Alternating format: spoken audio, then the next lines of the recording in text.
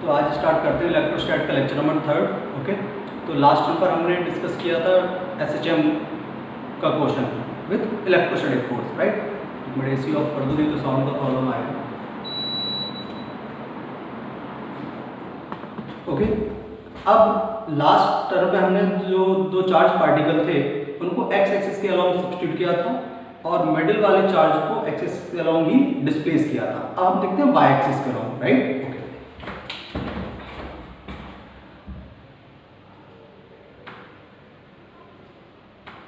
दो चार्ज लिए हमने -q एंड -q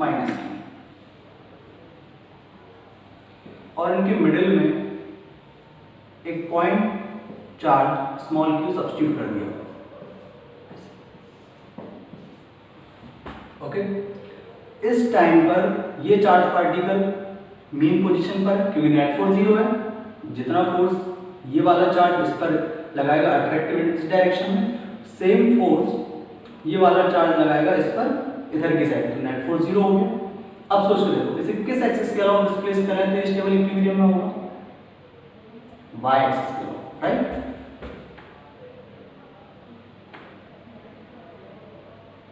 तो आप क्वेश्चन नोट कर लीजिए, if we slightly displace the charge particle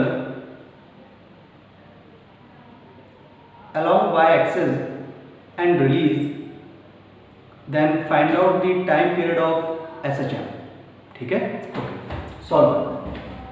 जब हम इसे स्लाइटली डिस्प्लेस कर देंगे तो ये चार्ज पार्टिकल कहाँ पहुंच जाएगा, यहाँ पहुंच जाएगा।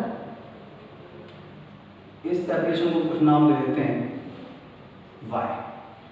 जब ये चार्ज पार्टिकल यहाँ से यहाँ पहुंच जाएगा तो सोचो ये वाला चार्ज पार्टिकल इस पर कहाँ फोर्स लगाएगा, अलोंग द लाइन जो है ऐसे, और ये वाला चार्ज पार्टिकल इस पर एक फोर्स लगाएगा इधर। सपोज ये फोर्स जो है वो F है, जितना फोर्स ये होगा उतना ही फोर्स ये वाला भी होगा। क्यों ऐसा? क्योंकि जितना ये डिस्टेंस है उतना ही ये भी सेपरेशन है और चार्जेस के मैग्नीट्यूड भी क्या है, सेम। ओके, तो ये वाला जो फोर्स होगा F, इसके दो कंपोनेंट हो जाएंगे। सपोज ये एंगल हमने थीटा दे दिया तो इसका इधर कंपोनेंट क्या हो जाएगा, F cos थीटा, और इधर कंपोनेंट क्या हो जाएगा, F sin थीटा। इसी तरह से इस वाले चार्ज पार्टिकल का इधर कंपोनेंट क्या हो जाएगा, F sin थीटा, और नीचे की तरफ क्या हो जाएगा, F cos थीटा। तो कैंसिल आउट हो गया। तो डाउनवर्ड डायरेक्शन में नेट फोर्स कितना हो गया, 2F cos थीटा, और जिस डायरेक्शन में हमने डिस्प्लेस किया है उसके ऑपोजिट है, रिस्टोरिंग फोर्स है। तो क्या हम ऐसे लिख सकते हैं, net force is equal to -2F cos theta. Clear? Minus क्या है, डिस्प्लेसमेंट के ऑपोजिट फोर्स है, restoring force. Got my point? Okay, -2 force कितना, K small q capital Q upon ये L है, ये y है, तो ये सेपरेशन कितना होगा, underroot of L square plus y square, उसका square K Q1 Q2 by R square. तो यहाँ पर हो जाएगा L square plus y square cos theta. तो जो cos थीटा क्या हो जाएगा, बेस हाइपोटेन्यूज। तो बेस कितना हो गया अपना, y upon L square plus y square की पावर 1/2। क्लियर?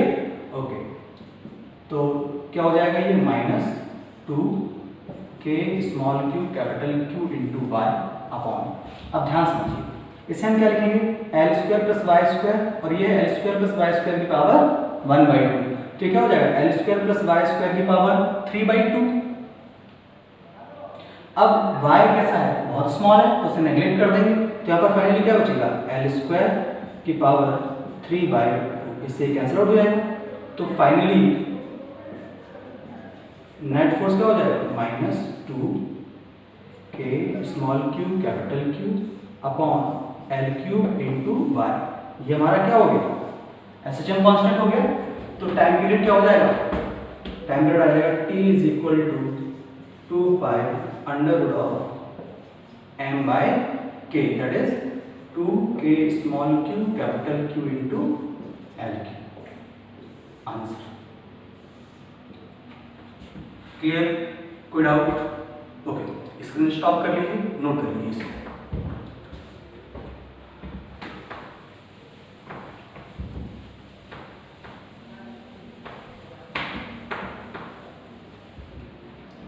अब इलेक्ट्रोस्टैटिक फोर्स पर कई सारे क्वेश्चन बनाए जा सकते हैं, बहुत सारे क्वेश्चन हैं, कोई कमी नहीं वैरायटी। जैसे मैं आपको एक नीट के स्टूडेंट्स के लिए एक क्वेश्चन जो आते रहते हैं, ऐसे मैं बता दूंगा। एससीबी का question number I think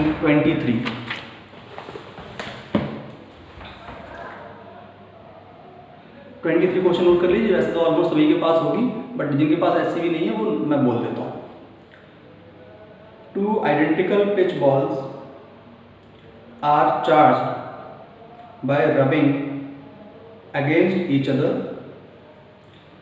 They are suspended from a horizontal rod through the 2 string of length 20 centimeter each. The separation between the suspension point being 5 centimeter. In equilibrium, the separation between the ball is 3 centimeter. Find the mass of the each ball and the tension in the string. The charge on the each ball has a magnitude of 2 into 10 to the power minus 8 coulomb, right? अब देखिए क्या बोला गया है कि दो ball को एक दूसरे के अगेंस्ट रब करके चार्ज किया गया है। तो जब हमने फर्स्ट लेक्चर डिस्कस किया था तो मैंने बताया तो चार्ज कैसे लगा सकता है, 3 मेथड थे, उसमें से एक है। तो अगर दो बॉल को रब करेंगे तो एक पर अगर पॉजिटिव चार्ज आया, दूसरे पे कैसा आएगा? नेगेटिव चार्ज आएगा, क्योंकि एक ने चार्ज दिया तो सेकंड को चार्ज एक्सेप्ट किया। Got my point? ओके, तो ओरिएंटेशन कैसा है हमारा क्वेश्चन का? कैसे दो चार्ज बॉल थी, दो बॉल थी, थ्रेड से ऐसे हमने किया था, ऐसे कर लिया था। क्लियर? थोड़ा बड़ा बनाते हैं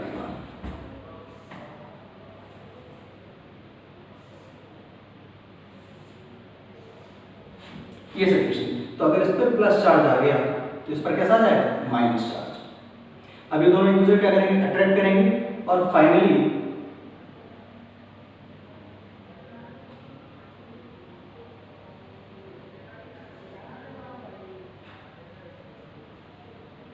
कुछ ऐसा होता है। तो बोला कि ये टोटल सेपरेशन जो था वो 5 सेंटीमीटर था। इस टाइम पर जो सेपरेशन रह गया अट्रैक्शन की वजह से जब इक्विलिब्रियम में आया तो 3 सेंटीमीटर।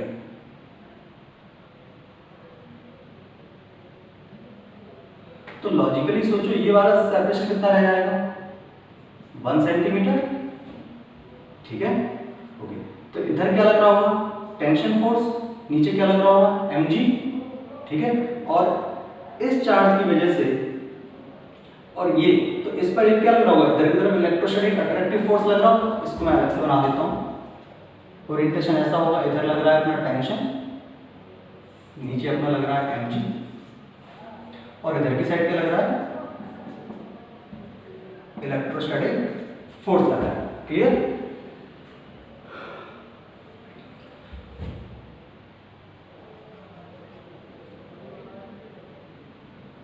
इस एंगल को हम थीटा नाम देते हैं। तो अगेन वही स्टोरी, हम क्या लिख सकते हैं? सोच के देखो क्या इक्वेशन बन जाएगी? t cos theta is equal to mg and t sin theta is equal to electrostatic force. Divide कर देंगे तो ये कैंसिल आउट हो जाएगा। तो हमारे पास क्या हो जाएगा? tan theta is equal to F E by M G. यहाँ से small M is equal to क्या हो जाएगा? F E by G into tan theta. ये आ गया? ओके। अब एंगल सोचो, ये लेंथ कितना है? 20 सेंटीमीटर। तो अगर हमने ये एंगल थीटा एज्यूम किया है तो sine theta is equal to क्या हो जाएगा? दिस डिवाइड बाय दिस, मतलब साइन थीटा हो जाएगा 1/20। अब 1/20 क्या एंगल बहुत स्मॉल आएगा, तो जो साइन थीटा होगा वही टैन थीटा होगा। तो जब हम इससे मास कैलकुलेट कर रहे होंगे बॉल का, तो हम क्या करेंगे, इस टैन थीटा की जगह पर साइन थीटा का वैल्यू रखेंगे, दैट इज 1/20। और electrostatic force that is Fe, ये कैसे कैलकुलेट करेंगे, K Q1 Q2/r²। K 9 × 10⁹ charge आपको क्वेश्चन के अंदर गिवन है और सेपरेशन कितना है 3 सेंटीमीटर, तो ये कितना हो जाएगा 9 × 10⁻² का 10⁻⁴। सिंप्लीफाई कर लेंगे हम इसे, मास आ जाए। इसी तरह से जैसे हमारे पास मास आया, हम किसी भी इक्वेशन में सब्स्टिट्यूट कर देंगे, लाइक इसमें करते हैं। तो देखो जब एंगल स्मॉल है तो cos थीटा का वैल्यू क्या हो जाएगा, क्या ये वैल्यू 1 हो जाएगा। जब ये वैल्यू 1 हो जाएगा तो टेंशन सिंपली किसके बराबर हो जाएगी, mg के बराबर हो जाएगी। Theta is small so cos theta is equal to 1, तो टेंशन किसकी इक्वल आ जाएगा, mg का। m इस इक्वेशन से हमने कैलकुलेट कर लिया है, उसमें सिंपली g से मल्टीप्लाई कर देंगे, then we will get tension in the thread box. Clear, कोई इशू। एक बार अच्छे देख लीजिए, स्क्रीन स्टॉप कर लीजिए, नोट कर लीजिए। ओके, आगे बढ़ते हैं। ठीक है,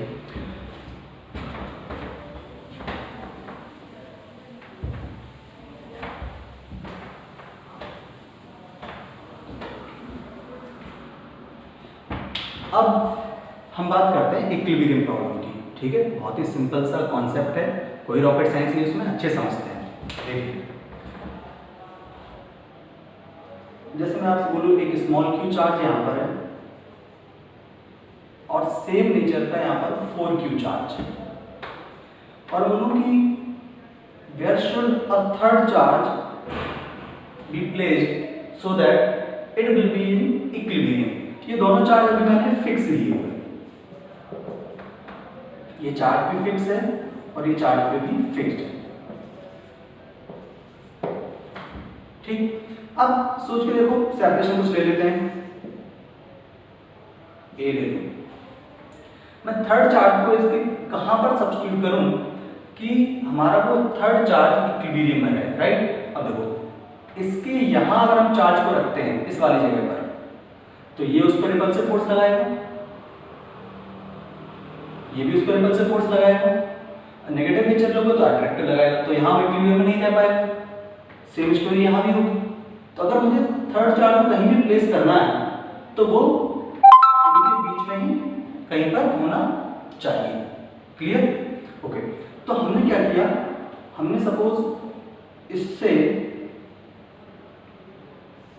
x डिस्टेंस पर रखा, तो सिंपली हम क्या लिखेंगे कि अगर ये थर्ड चार्ज कोई मैग्नीट्यूड ले लेते हैं q1 इक्विलिब्रियम में है, तो जितना चार्ज ये वाला फोर्स, ये वाला चार्ज इस पर फोर्स लगाएगा, सेम फोर्स ये वाला चार्ज भी लगाना चाहिए। तो हम क्या लिखेंगे, for equilibrium k small q q1/x² should be equal to k q1 4q/L - x का होल स्क्वायर।